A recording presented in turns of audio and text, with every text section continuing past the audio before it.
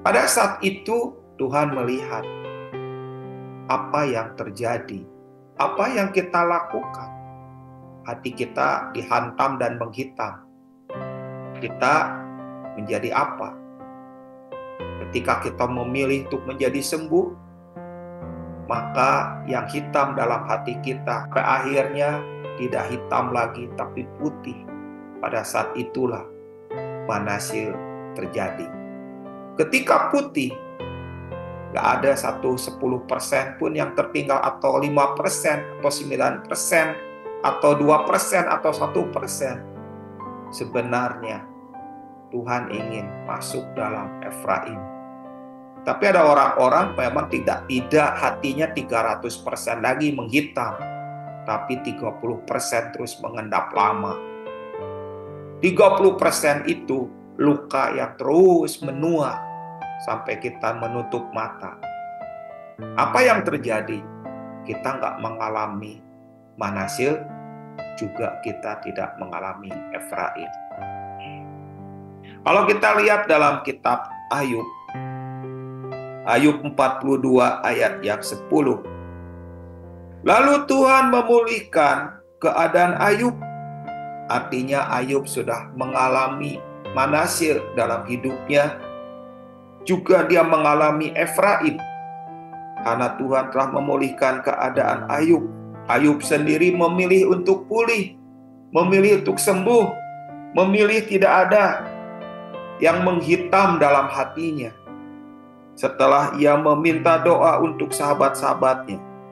Dan Tuhan memberikan kepada Ayub 2 kali lipat dari segala kepunyaannya dahulu. Kita lanjut ayat 12.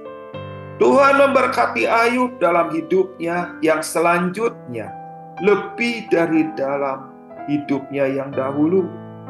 Ia mendapat 14.000 ekor kambing domba dan 6.000 unta, 1.000 pasang lembu dan 1.000 ekor keledai betina. Ia juga mendapat 7 orang anak laki-laki dan 3 orang anak perempuan. Dan anak perempuan yang pertama diberinya nama Yemima. Yang kedua Kesia, dan yang ketiga Keren-Hapuk. Di seluruh negeri tidak terdapat perempuan yang secantik anak-anak Ayub, dan mereka diberi ayahnya milik pusaka di tengah-tengah saudara-saudaranya laki-laki. Sesudah itu, Ayub masih hidup 140 tahun lamanya. Ia melihat anak-anaknya dan cucu-cucunya sampai keturunan yang keempat. Maka matilah Ayub, tua dan lanjut umur. Bapak Ibu, itulah kehidupan di mana orang yang dianggap habis, dianggap hilang, dianggap tidak punya sisa, Tuhan pulihkan karena dia memilih untuk dipulihkan Tuhan.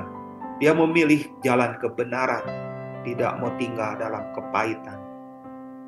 Ia mengubah titik hancur menjadi titik sembuh, menjadi titik bangkit, menjadi titik balik, menjadi titik yang